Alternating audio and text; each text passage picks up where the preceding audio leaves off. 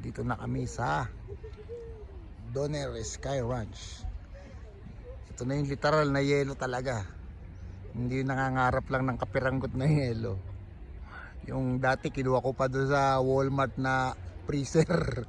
Ito talagang literal na yelo talaga. Dati sa Oregon nung nagpunta kami, kapiranggot lang na naabutan namin nung summer. Inakyat pa namin para lang makita. Ito hindi mo na mangangarap. Ito na literal. Makikita mo talaga may yelo. Doon mo magwa 1 year na ako. Ngayon lang talaga ako nakita na nagyeyelo.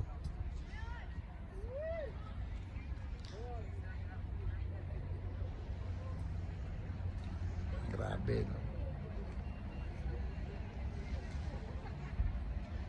Pag-i-skiing kami mamaya.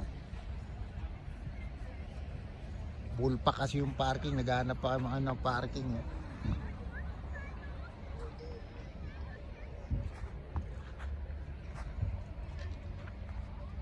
Pati black ice na experience ko na. Yan, mga black ice yan. Yung sasakyan namin di tumatakbo dahil gumugulong lang yung gulong. Pero kagandahan dito sa lugar na to, yung kalsada tuyo.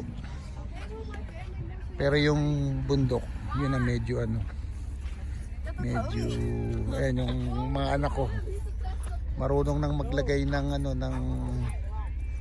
ng tire chain.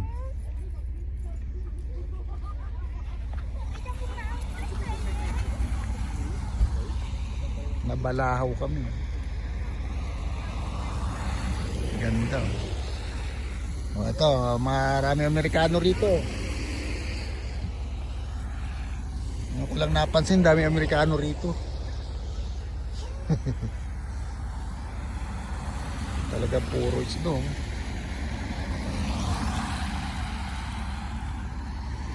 Kanina daw umuulan ng snow. Kagandahan ngayon, yung panahon ngayon, yung kalsada tuyo. Pero kita yung black ice, yung black ice na talagang yan. Pagka inapakan mo, talagang gumugulong lang yung gulong. Yung sa amin gumulong lang. Hindi kami makaalis.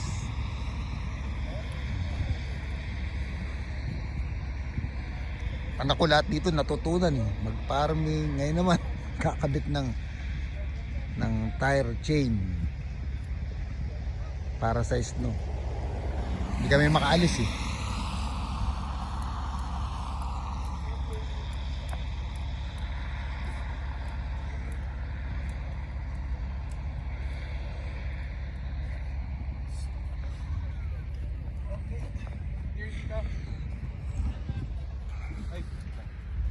Sa likod o dito.